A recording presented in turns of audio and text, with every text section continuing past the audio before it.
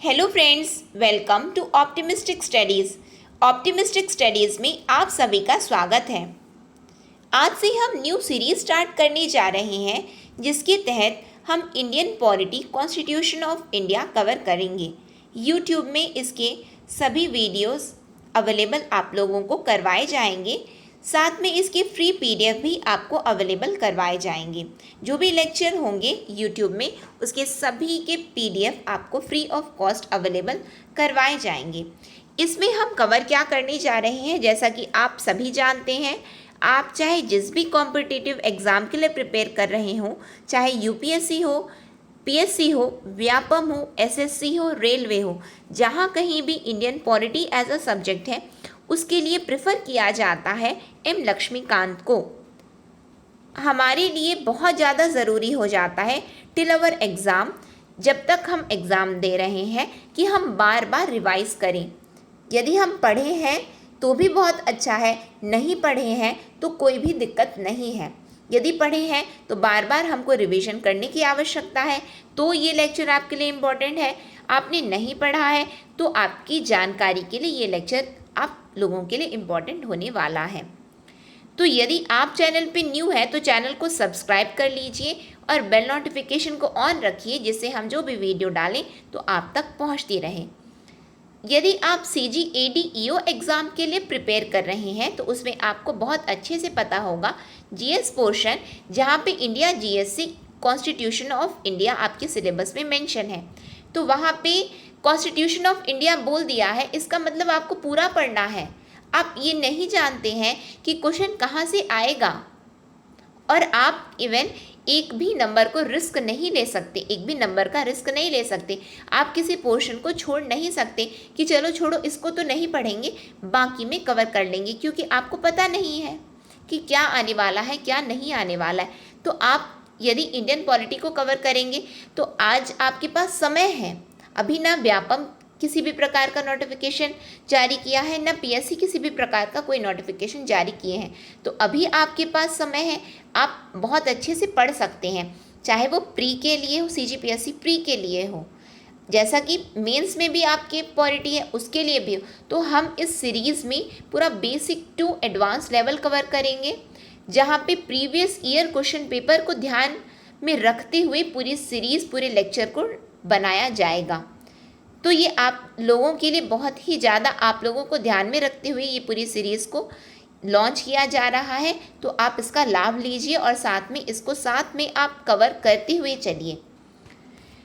यदि आप EO exam के लिए प्रिपेयर कर रहे हैं तो भी ये आप लोगों के लिए इम्पॉर्टेंट है, क्योंकि उसमें पेपर 1 में आपका इंडियन पॉलिटी है। तो चलिए हम आज का सेशन स्टार्ट करते हैं।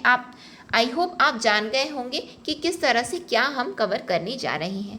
भारतीय संविधान की यदि हम बात करें तो हमको कुछ बेसिक सी जानकारी होना अनिवार्य है, और वो बेसिक सी जानकारी क्या है कि भारतीय संविधान को हमने एडॉप्ट कब किया, कब अपनाया। तो प्रियम्बल में, प्रस्तावना में ये लिखा हुआ है कि भारतीय संविधान को हमने कब एडॉप्ट किया है, 26 नवंबर 1949 में हमने एडॉप्ट किया है उस दिन, लेकिन लागू नहीं हुआ हमारे देश में।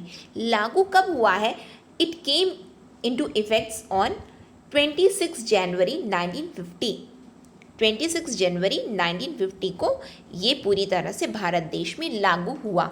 ठीक है, ये बेसिक सी जानकारी है, आप सभी जानते ही हैं।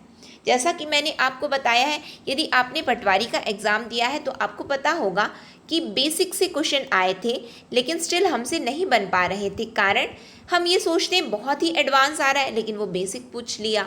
फिर हम सोचते हैं कि बहुत बेसिक पढ़ लेते हैं, लेकिन एग्ज़ाम PSC में तो और ही कुछ पूछ लेते। तो हम ये दोनों को कवर करते हुए चलेंगे, बेसिक से स्टार्ट करेंगे, एडवांस लेवल तक पढ़ेंगे। बात आती है संविधान को हमने अपना लिया, इसमें है क्या? तो जब ये अपनाया गया और जब इसका निर्माण हुआ, जब ये भारत देश में लागू हुआ, उस समय भारतीय संविधान में 22 भाग थे। 22 भाग थे, 395 अनुच्छेद थे और 8 अनुसूचियाँ थीं। 8 अनुसूचियाँ थीं, 22 पार्ट्स थे, 395 आर्टिकल्स थे और 8 शेड्यूल्स थे। ठीक, लेकिन ये तो उस समय की बात हो गई, 49-50 की बात हो गई, लेकिन अभी तो 2022 है। 2022 की अभी प्रेजेंट की स्थिति क्या है? तो प्रेजेंट की स्थिति है कि अब भारतीय संविधान में 22 की जगह 25 भाग हैं। अब कितने भाग हैं? 25 भाग हैं।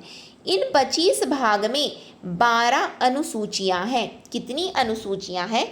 तो 12 अनुसूचियां हैं। अनुच्छेद कितने हैं? तो 470, 470 अनुच्छेद हैं। ये किस तरह से आए? तो 104 अमेंडमेंट्स हुए हैं भारतीय संविधान में, 104 संशोधन किए गए हैं। ठीक है, कहीं कहीं पे ये अनुच्छेदों की संख्या आपने पढ़ा होगा 444, कहीं आपने देखा होगा 465, बट प्रेजेंट डेटा है 470। क्या है? 470, ये आपको याद रखना है। ठीक है, फिर उसके बाद में यहाँ पे लिखा है 12 अनुसूचियाँ हैं। कितनी अनुसूचियाँ हैं? 12 अनुसूचियाँ हैं। 8 तो पहले से थी, 8 पहले से थी। जो 9वीं अनुसूची कब ऐड की गई? तो 1951 में ऐड की गई।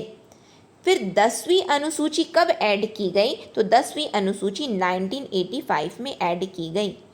11वीं और 12वीं अनुसूची शेड्यूल्स कब ऐड की गई? तो 1992 में ऐड की गई। इनको ये क्या है, किस तरह से, कौन से अनुच्छेद हैं, ये सब हम आगे डिस्कस करेंगे, लेकिन आज क्लास 1 है, लेक्चर 1 है, पहले हम बेसिक से स्टार्ट कर रहे हैं। ठीक है, तो 51, 85, 92, 9, 10 और 11, 12 हो गई 12 अनुसूचियाँ। ठीक, आगे आ जाते हैं। और क्या है? तो ये बात आती है संविधान की कि संविधान में ये सब है, लेकिन संविधान का निर्माण किस तरह से हुआ, संविधान का निर्माण किस तरह से हुआ उसको हम लोग देखेंगे, उसको हम थोड़ा समझते हैं। इसके बैकग्राउंड से जब हम समझेंगे, आप बहुत ही अच्छे से, आप अपने हिस्ट्री के लिए पढ़े होंगे, तो हिस्ट्री में पढ़े होंगे, लेकिन अभी हम क्या पढ़ रहे हैं? अभी हम संविधान पढ़ रहे हैं, तो हम संविधान के तहत में इसको पढ़ेंगे। क्या हुआ कि ये एग्ज़ाम में पूछा भी गया है, ये वाला क्वेश्चन जो मैं आपको बता रही हूँ। क्या हुआ कि 1934 में भारतीय राष्ट्रीय कांग्रेस का INC का पटना सेशन हुआ। कौन सा सेशन हुआ? पटना सेशन हुआ। पटना सेशन के दौरान पटना सेशन के दौरान MN रॉय ने प्रथम बार संविधान सभा के लिए मांग रखी। संविधान सभा की क्वेश्चन एग्जाम में आया है कि सर्वप्रथम संविधान सभा की मांग किसके द्वारा कब रखी गई थी? तो MN रॉय जी के द्वारा 1934 में, MN रॉय के द्वारा 1934 में। इसके बाद क्या हुआ? ये 1934 में सर्वप्रथम संविधान सभा की मांग उठी। फिर उसके बाद 1935 में INC ने, भारतीय राष्ट्रीय कांग्रेस ने ऑफिशियली, उससे पहले ऑफिशियली इन्होंने नहीं बोला था, ऑफिशियली इन्होंने संविधान सभा की मांग अंग्रेजों के समक्ष रखी। क्यों रखी? भारतीय संविधान के निर्माण के लिए। भारतीय संविधान के निर्माण के लिए इन्होंने प्रथम बार ऑफिशियली, औपचारिक रूप से इन्होंने मांग रखी है संविधान सभा की। किस लिए? भारतीय संविधान के गठन के लिए, निर्माण के लिए, कि भारतीय संविधान का निर्माण होना चाहिए। फिर उसके बाद में क्या हुआ? 1934 हमने देख लिया और 1935 हमने देख लिया। उसके बाद में 1938 में पंडित जवाहरलाल नेहरू के द्वारा भारतीय राष्ट्रीय कांग्रेस की ओर से, पंडित जवाहरलाल नेहरू के द्वारा भारतीय राष्ट्रीय कांग्रेस की ओर से, INC की तरफ से इन्होंने क्या कहा कि हमें संविधान सभा तो चाहिए। भारतीय संविधान का निर्माण करने के लिए, इंडियन कॉन्स्टिट्यूशन बनाने के लिए हमें संविधान सभा तो चाहिए, लेकिन संविधान सभा में आउटसाइड इंटरफियरेंस नहीं चाहिए हमको। कोई बाहरी लोग हस्तक्षेप नहीं करेंगे। बाहरी मतलब आप लोग हस्तक्षेप नहीं करेंगे। ये भारतीयों का संविधान है, भारतीय ही बनाएंगे।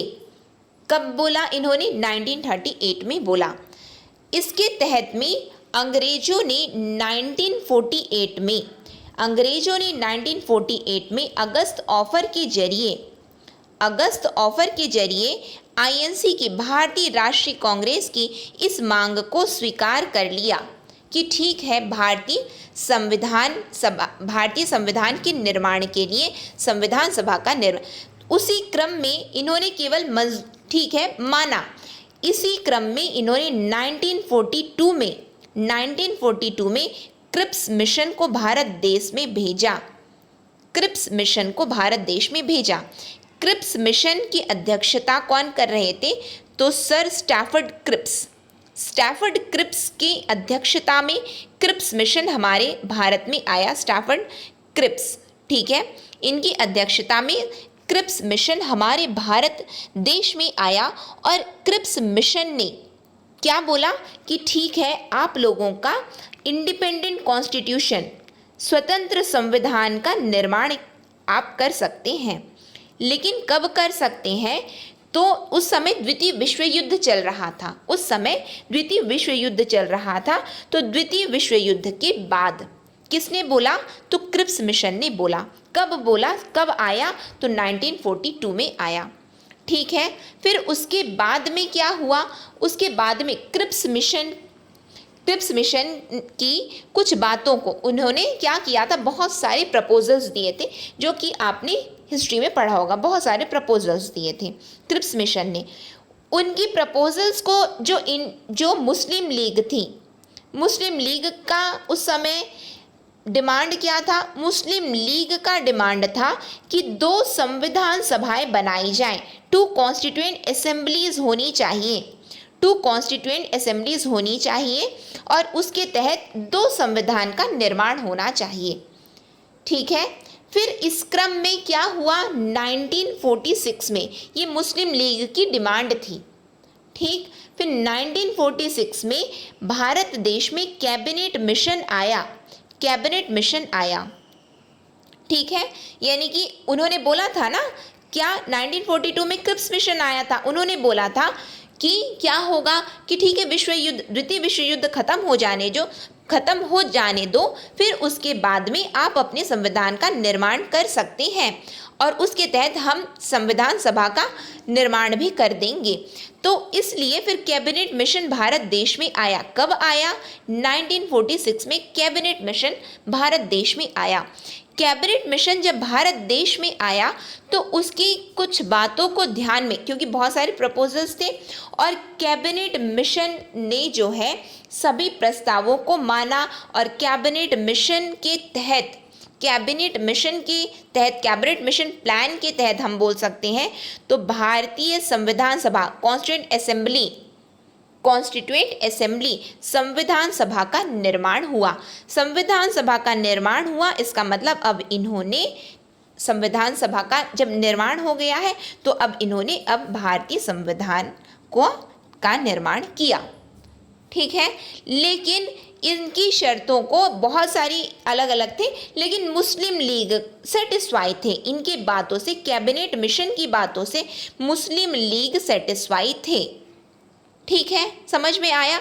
ये ओवरऑल बैकग्राउंड है एक, जो कि आप लोगों को जानना अनिवार्य है। ये बैकग्राउंड है कि किस तरह से फ्रेमिंग होना स्टार्ट हुई है, किस तरह से भारतीय पहले संविधान सभा आई।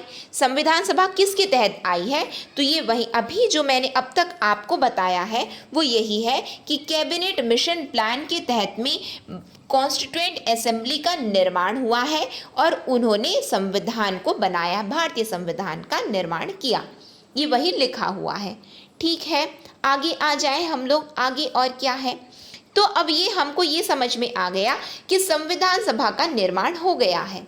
संविधान सभा का निर्माण हो गया। कितने दिनों में इन्होंने संविधान का फिर गठन किया? तो इन्होंने लगभग 3 वर्षों में, लगभग 3 वर्ष हैं, पूरे 3 वर्ष नहीं है, तो पूरा कितना अवधि कितना है? तो 2 साल 11 महीने 18 दिनों में इन्होंने भारतीय संविधान को बनाया, कंप्लीट किया। ड्राफ्टिंग कितने दिन में हो पाई है? तो लगभग 3 वर्ष, इसका मतलब 2 साल 11 महीने 18 दिनों में पूरी तरह से संविधान का हमारा पूरी तरह से संविधान बनाया गया संविधान सभा के द्वारा। फिर उसके बाद अच्छा इतने दिन लगे, 2 साल लग गए, 11 महीने 18 दिन लगे। इस बीच में हुआ क्या? इस बीच में 11 सेशंस हुए हैं। क्या हुए हैं? 11 सत्र हुए हैं इनके, ठीक है। 11 सत्र के तहत में 165 दिन, टोटल 11 सत्र में कितने दिन? तो 165 दिन ये बैठे हैं, 165 दिन, ठीक है।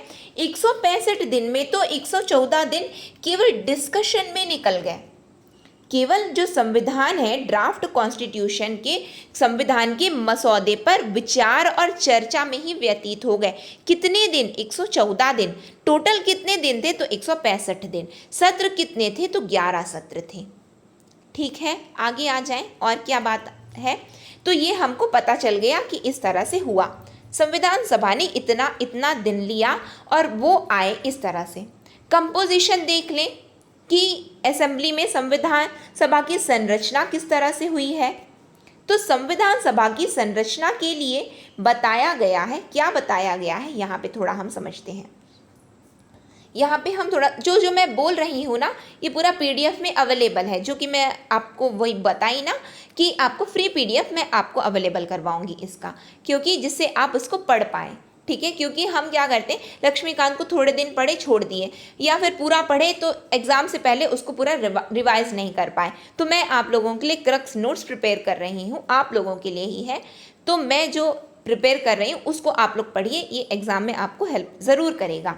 तो हम देख रहे हैं संविधान सभा की संरचना।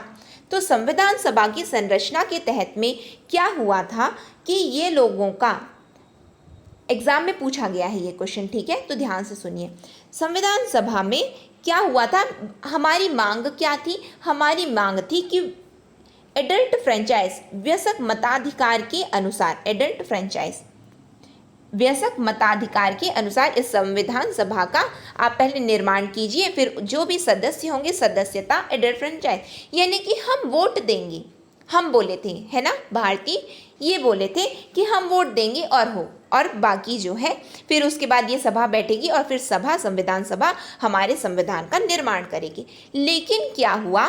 लेकिन ये डायरेक्ट इलेक्शन नहीं हो पाया, डायरेक्ट इलेक्शन नहीं हो पाया। इलेक्शन तो हुआ, ध्यान दीजिए आप लोग, है ना, इलेक्शन तो हुआ लेकिन डायरेक्ट इलेक्शन नहीं हुआ।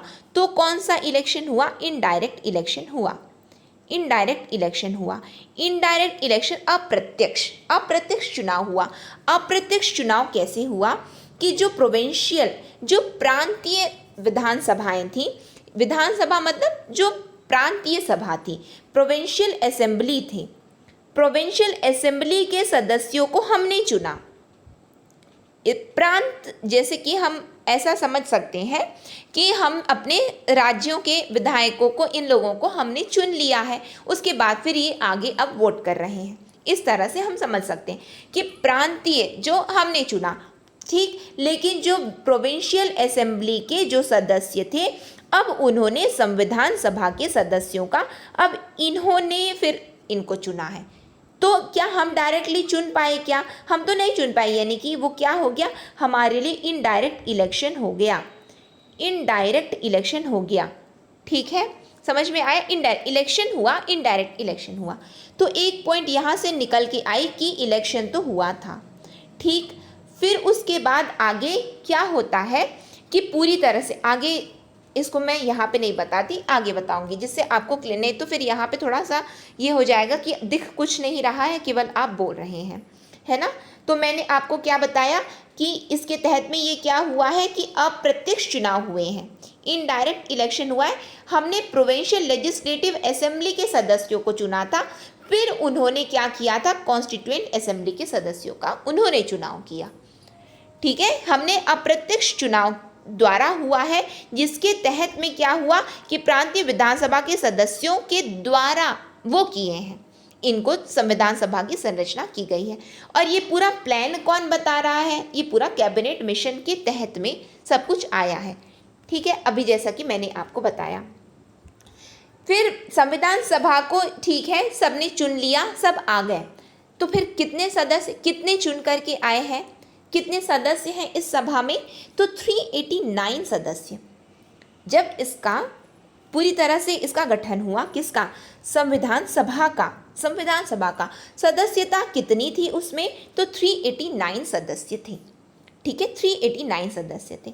इस 389 में क्या हुआ, जो टोटल ये जो 389 है उसमें जो ये 296 लोग थे वो ब्रिटिश प्रोविंस इंडिया के थे, ब्रिटिश प्रांतीय के थे, ब्रिटिश प्रांत के थे, जिसको हम बोल सकते हैं ब्रिटिश प्रांत के थे। कितने, 296। और जो 93 थे वो रियासतों, जो राज्य रियासतें होती हैं वहाँ के थे, प्रिंसली स्टेट्स के थे ये 93 लोग। अब इनमें से जो ये 296 आप देख रहे हैं, अब इनमें से भी जो 292 थे वो 11 जहाँ पे गवर्नर्स प्रोविंस हैं, गवर्नर जनरल जहाँ पे थे, तो वो 11 गवर्नर्स जो प्रोविंस थे, प्रांत थे, गवर्नर के जो प्रांत थे वहाँ, जो 11 गवर्नर प्रांत थे वहाँ के ये 292 लोग थे। ठीक, फिर उसके बाद में तो फिर बचे हुए 4 कहाँ के थे, तो 4 कमिश्नर्स प्रोविंस के थे, जहाँ पे कमिश्नर प्रांत है वहाँ के ये 4 लोग थे। टोटल 296 हो गया। तो यहाँ पे हमको ये क्लियर रखना है, ये थोड़ा, ये बहुत, आज मैं बहुत बेसिक से स्टार्ट कर रही हूँ और यहीं से हमको पढ़ना भी है, यहीं से हमको पढ़ना भी है।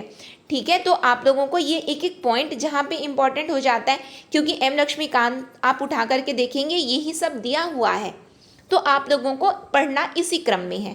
ठीक, तो 389 हो गया। 296 कहाँ से थे, तो ब्रिटिश प्रांत के थे। 93 कहाँ के थे, तो राज्य रियासतों के थे।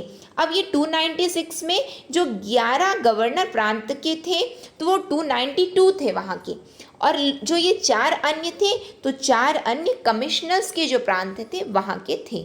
मुख्य कहाँ के थे, मुख्य आयुक्तों के प्रांतों से थे ये। ठीक, आगे आ जाए, आगे क्या बताया जा रहा है, तो ओवरऑल क्या हमको ये समझ में आया क्या यहाँ से कि ओवरऑल 389 थे, 389 थे। अब लेकिन मैंने आपको बताया कि मुस्लिम लीग जो थी, मुस्लिम लीग कैबिनेट मिशन की बात को मान गई थी, सेटिस्फाई थी। मान गई मतलब कि ठीक है, कैबिनेट मिशन ने बोला कि हम केवल एक ही संविधान सभा होगा, केवल एक संविधान सभा होगा और एक संविधान का निर्माण होगा। तो मुस्लिम लीग कुछ हद तक मान गई थी, ठीक है।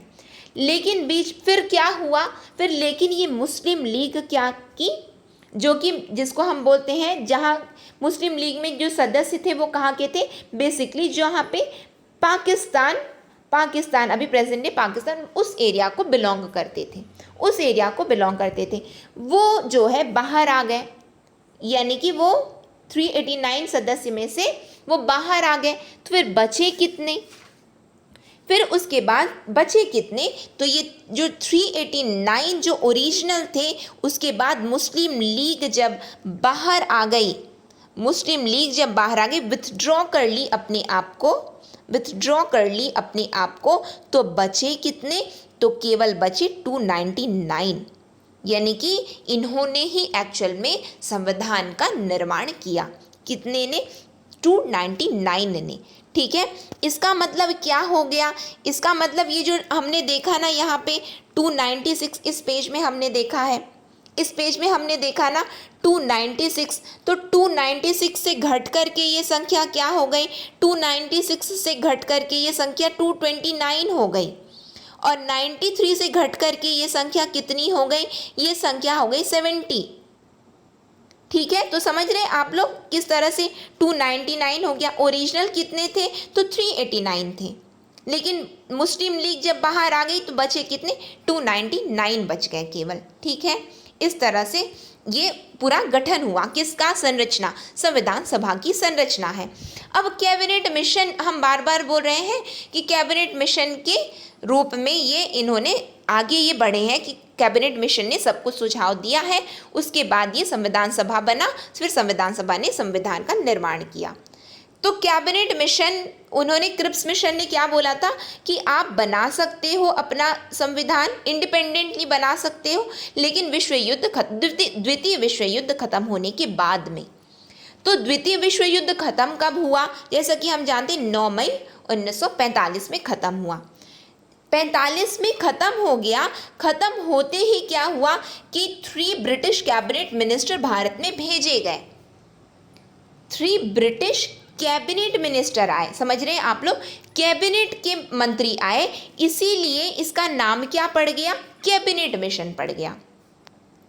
3 कैबिनेट के मंत्री आए, भारतीय बोल रही हूँ, ब्रिटिश पार्लियामेंट के 3 कैबिनेट के मंत्री आए, इसीलिए इस मिशन का क्या नाम पड़ गया, कैबिनेट मिशन पड़ गया इसका नाम। वो कौन कौन थे, ये आपके पीएससी में पूछा गया प्रश्न है, सीजीपीएससी में पूछा गया है ये, ठीक है, कि क्या जो कैबिनेट मिशन के कौन कौन सदस्य थे।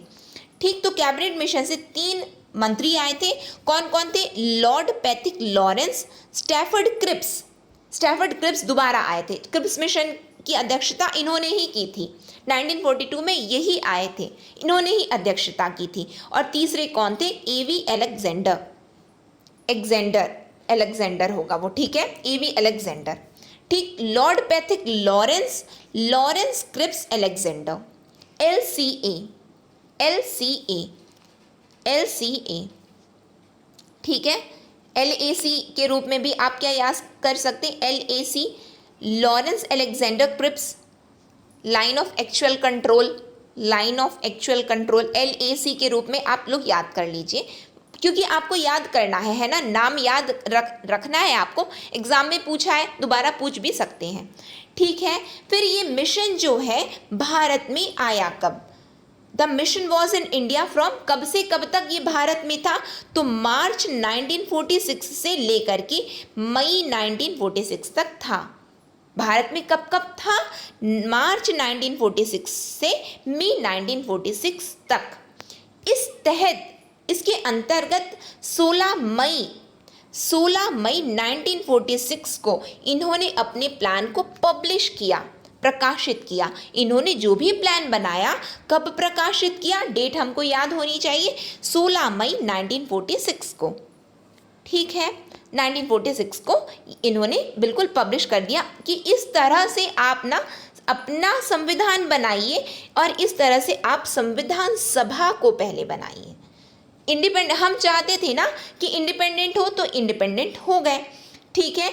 और इस तरह से कैबिनेट मिशन ने पूरा फ्रेमवर्क बता दिया संविधान के लिए, और पूरा प्रोसीजर जो भी जैसा जैसा हमारा संविधान का मसौदा तैयार कर दिया कि किस तरह से आपको क्या क्या प्रक्रिया करनी चाहिए अपने संविधान को अपनाने के लिए, इसका गठन करने के लिए इन्होंने हमको बता दिया, ठीक है। फिर उसके बाद इन्होंने तो बता दिया, 16 मई 1946 को इन्होंने बता दिया। उसके बाद फिर क्या हुआ, गठन तो हो गया, इसका मतलब गठन तो हो गया। उसके बाद हमारी संविधान सभा ने अपना कार्य कब से प्रारंभ किया, तो 9 दिसंबर 1946 से, 9 दिसंबर 1946 से, ठीक है, 9 दिसंबर 1946 से संविधान सभा ने अपना कार्य प्रारंभ किया। इसका मतलब अपना कार्य प्रारंभ किया, इसका मतलब क्या हुआ कि यदि एग्जाम में हमसे बोलेगा कि फर्स्ट मीटिंग कब हुई संविधान सभा की, तो पहली मीटिंग हुई है 9 दिसंबर 1946 को। कब हुई है, 9 दिसंबर 1946 को। अब मीटिंग हुई है तो कोई अध्यक्षता भी करने के लिए चाहिए ना, मीटिंग है तो कोई तो अध्यक्ष होंगे। तो प्रथम मीटिंग जब हुई है तो उसकी अध्यक्षता कौन किए थे, तो डॉक्टर सच्चिदानंद सिन्हा। कौन किए हैं, डॉक्टर सच्चिदानंद सिन्हा किए हैं। ये इस तरह से था कि हमारा अब संविधान का निर्माण हो रहा है। संविधान, आप लोगों को पता होगा कि जो संविधान का निर्माण हुआ है उसमें कई देशों से बहुत सारी चीज़ें ली गई हैं। उस तहत में जो फ्रांस का संविधान है, उसमें बोला गया है, उसमें क्या बोला गया है कि जो सबसे वरिष्ठ होते हैं वही अध्यक्ष होते हैं। फ्रांस के संविधान में बोला गया है जो वरिष्ठ होते हैं वही अध्यक्ष होते हैं। तो ये पहली मीटिंग में पहली बार बैठे ये संविधान सभा, तो पहली मीटिंग में वरिष्ठ कौन थे उनके बीच में, तो सच्चिदानंद सिन्हा थे। तो इसीलिए ये उनको क्या बोल दिए कि आप ही अध्यक्षता करिए, लेकिन ये जो है संविधान सभा के परमानेंट प्रेसिडेंट नहीं थे, ये एक टेम्परेरी प्रेसिडेंट थे, अस्थायी अध्यक्ष थे। ठीक है, कब? 9 दिसंबर 1946 को। उसके बाद दूसरी मीटिंग कब हुई? तो दूसरी मीटिंग 11 दिसंबर 1946 को हुई और उस दिन संविधान सभा के सदस्यों ने डॉक्टर राजेंद्र प्रसाद जी को परमानेंट प्रेसिडेंट के रूप में इलेक्ट किया, इनको चुना। स्थायी अध्यक्ष के रूप में डॉक्टर राजेंद्र प्रसाद जी को चुना गया। कब चुना गया? तो द्वितीय बैठक कब हुई? तो 11 दिसंबर 1946 में हुई है। ठीक है, आगे आ जाए। आगे और क्या बताया जा रहा है? आगे ये बताया गया कि जो अब तो बैठना अब चालू कर दिए हैं, है ना, अब तो निर्माण करना ही है। फिर 13 दिसंबर 1946 को पंडित जवाहरलाल नेहरू ने ऑब्जेक्टिव रिजोल्यूशन को पेश किया। ठीक है, ऐतिहासिक उद्देश्य प्रस्ताव को पेश किया और यही कालांतर में क्या बन गया? यही जो है मॉडिफाइड वर्जन है किसका? जो हमारा प्रेजेंट डे प्रस्तावना प्रीएम्बल है। ठीक है, प्रीएम्बल है। और ये जो ऑब्जेक्टिव रिजोल्यूशन जो पंडित जवाहरलाल नेहरू ने 13 दिसंबर 1946 को पेश किया था संविधान सभा के समक्ष, यही इसको अपनाया कब गया? तो 22 जनवरी 1947 में, 22 जनवरी 1946 को इसको अपनाया गया, स्वीकार किया गया। कब? डेट याद रखेंगे, 26 जनवरी नहीं है ये, 22 जनवरी है ये। ऑब्जेक्टिव रिजोल्यूशन को अपनाया गया है और यही कालांतर में मैंने आपको क्या बताया कि इसका मॉडिफाइड वर्जन क्या है? प्रीएम्बल, प्रेजेंट डे जो हमारी प्रस्तावना है भारतीय संविधान में, यही ये ऑब्जेक्टिव रिजोल्यूशन है। कौन पेश किया था? तो पंडित जवाहरलाल नेहरू। कब? तो 13 दिसंबर 1946। यहाँ तक आई होप आप लोगों को क्लियर हुआ होगा। अब बात होती है कि ये संविधान का निर्माण कर रहे हैं, अंग्रेज भारत से अब जा चुके हैं, लेकिन उस समय संविधान का निर्माण, हम तो 1947 में आज़ाद हो गए, लेकिन उस बीच में सरकार कौन रहे, कौन देखे, कार्य कौन देखे? तो इसलिए अंतरिम सरकार का गठन कर दिया गया कि इस बीच में ये कार्य जो है इंटरिम गवर्नमेंट का निर्माण हो रहा है कि हम तो अभी संविधान बना रहे हैं, अपना संविधान है, भारतीय संविधान है, उसके तहत अब हम आगे चलेंगे, लेकिन उस बीच में जो भी देख रेख करेगी ये अंतरिम सरकार करेगी, इंटरिम गवर्नमेंट करेगी। इंटरिम गवर्नमेंट के बारे में भी कौन बताया है? तो कैबिनेट मिशन ने, जब उन्होंने ही सब कुछ बताया है तो वो इंटरिम गवर्नमेंट के बारे में भी बताए हैं। ठीक है, और किस तरह से क्या होंगे क्या नहीं होंगे वो सब कैबिनेट मिशन ने बता दिया है इंटरिम गवर्नमेंट के बारे में भी। उसके तहत में क्या हुआ? तो इंटरिम गवर्नमेंट का निर्माण कब हुआ, इंटरिम गवर्नमेंट कब गठन हुआ उसका, अंतरिम सरकार का? तो 2 सितंबर 1946 में, 2 सितंबर 1946 में अंतरिम सरकार का गठन हुआ है। ठीक है, लीड कौन कर रहा था? तो पंडित जवाहरलाल नेहरू लीड कर रहे थे, लेकिन कैबिनेट मिशन ने बोला, क्या बोला कि ये जो अंतरिम सरकार है इसके सभी सदस्य वाइसराय के कार्यकारी परिषद के सदस्य थे। इसके जितने सदस्य थे वो कौन थे? वो थे members of viceroys executive council के सदस्य थे। किसके सदस्य? इस अंतरिम सरकार के सदस्य। ठीक है, और क्या बताया गया है इसमें ये बताया गया है कि द वाइसरॉय, जो वाइसरॉय उस समय थे, तो वाइसरॉय ही इसके, the viceroy continue to be the head of the council.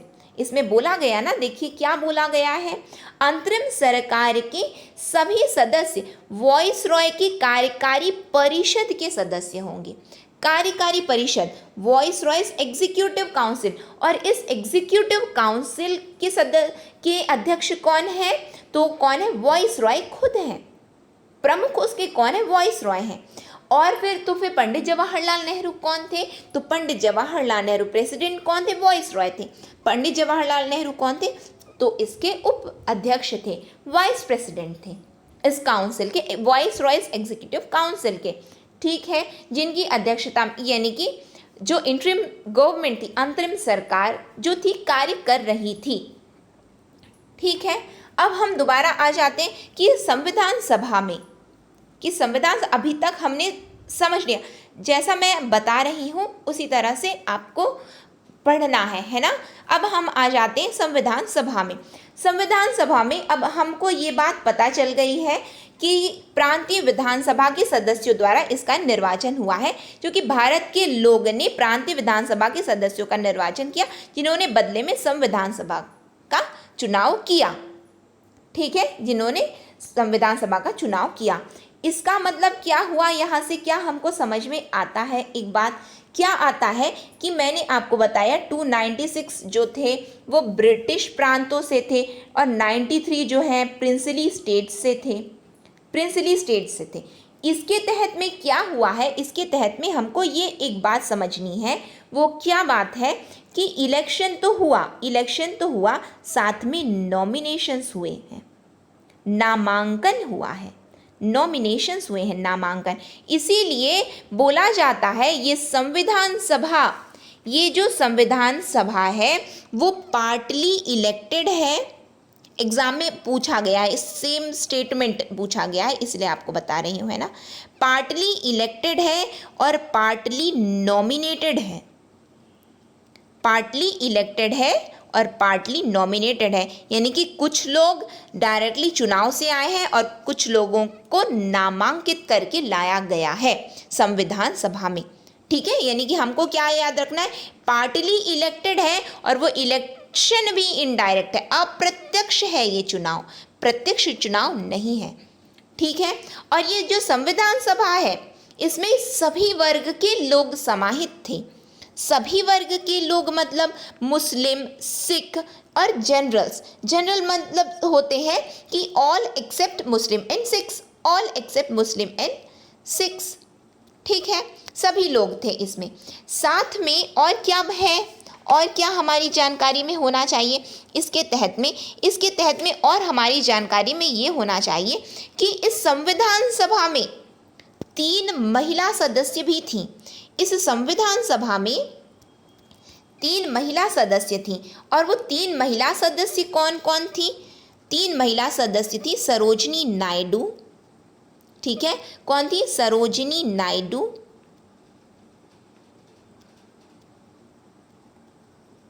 दूसरी सदस्य कौन थी? दुर्गाबाई देशमुख। कौन? दुर्गाबाई देशमुख।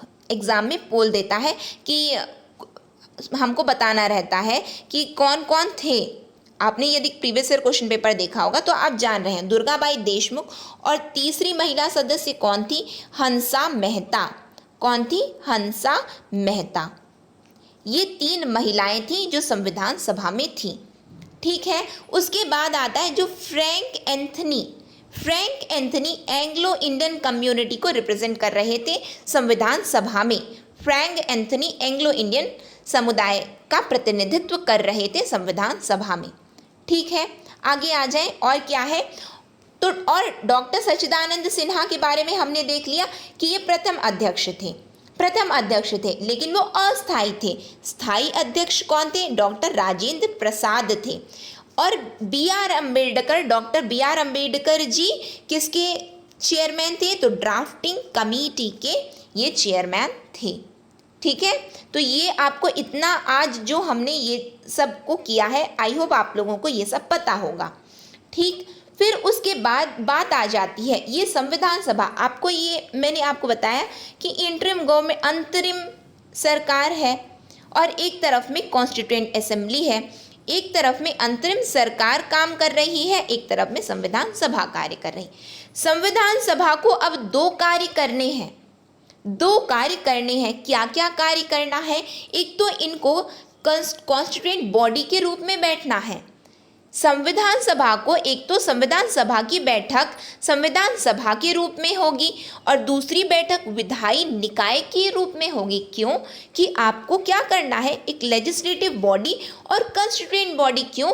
अभी तो अंतरिम सरकार है ना, सरकार परमानेंट तो है नहीं भारत की, तो इसीलिए इनको लेजिस्लेटिव के रूप में भी कार्य करना है कि किस तरह से कानून निर्माण होना चाहिए, विधायिका और साथ में ये संविधान का अभी निर्माण कर रहे हैं। तो क्या करते थे, ये 2 दिन बैठते थे। एक दिन जब ये कॉन्स्टिट्यूएंट बॉडी के रूप में बैठते थे, जब ये संविधान सभा के रूप में बैठते थे तो उसकी अध्यक्षता कौन करता था, तो राजेंद्र प्रसाद जी करते थे। लेकिन जिस दिन ये विधायी निकाय के रूप में बैठते थे तो तब अध्यक्षता कौन करता था, तो जीवी मावलंकर जी करते थे। कौन करता था? जीवी मावलंकर जी। लेजिस्लेटिव बॉडी के रूप में जब ये बैठते थे तो जीवी मावलंकर जी अध्यक्ष बन जाते थे, और जब एक कॉन्स्टिट्यूएंट बॉडी के रूप में बैठते थे तो राजेंद्र प्रसाद जी इसके अध्यक्ष बन जाते थे। ठीक है, इस तरह से पूरा निर्माण हुआ है। अब इसके बाद में हम क्या पढ़ेंगे, संविधान सभा में जो विभिन्न समितियां हैं, बहुत ही इम्पॉर्टेंट है, बहुत ही इम्पॉर्टेंट है, जो कि हम अपनी नेक्स्ट क्लास में इसको डिस्कस करेंगे। Committees for the formation of the constitution, संविधान के निर्माण के लिए समितियां, अब हम ये नेक्स्ट क्लास में डिस्कस करेंगे।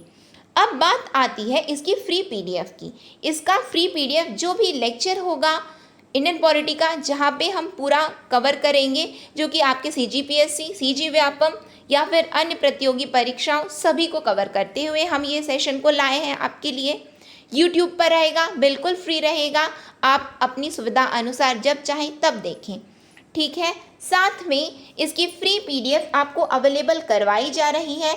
और फ्री पीडीएफ आपको अवेलेबल कहाँ से होगी, तो फ्री पीडीएफ डाउनलोड करने के लिए डिस्क्रिप्शन बॉक्स में, साथ में कमेंट सेक्शन में हमारे मोबाइल ऐप की लिंक है, मोबाइल ऐप की लिंक है, वहाँ पे जाकर के फ्री पीडीएफ डाउनलोड आप कर सकते हैं। फ्री पीडीएफ है, डाउनलोड आप कर सकते हैं। कहाँ से? मोबाइल ऐप में फ्री पीडीएफ अपलोड कर दिया जाएगा। ठीक है, तो यदि तुरंत नहीं किया जाता है, तुरंत यदि नहीं हो पाता है तो थोड़े एक दिन बाद इस तरह से, लेकिन डेली का पीडीएफ उसमें अवेलेबल करवा दिया जाएगा। तो आप मोबाइल ऐप से इसको, लिंक जो है मोबाइल ऐप के डिस्क्रिप्शन में भी रहेगी, कमेंट सेक्शन में भी रहेगी, आप मोबाइल ऐप डाउनलोड कर लीजिए और वहाँ से आप डेली फ्री पीडीएफ को डाउनलोड कर सकते हैं। ये सेशन आपको कैसा लगा? यदि आपको अच्छा लगा हो तो प्लीज़ लाइक कीजिए, ज़्यादा से ज़्यादा लोगों तक शेयर कीजिए। साथ में यदि आपने चैनल को सब्सक्राइब नहीं किया है तो चैनल को सब्सक्राइब कर लीजिए और बेल नोटिफिकेशन को ऑन रखिए, जिससे हम जो भी वीडियो डालें तो आप तक पहुंचती रहे। नेक्स्ट सेशन में हम आपसे मिलेंगे। नेक्स्ट सेशन तक के लिए optimistic learning. Thank you for the session.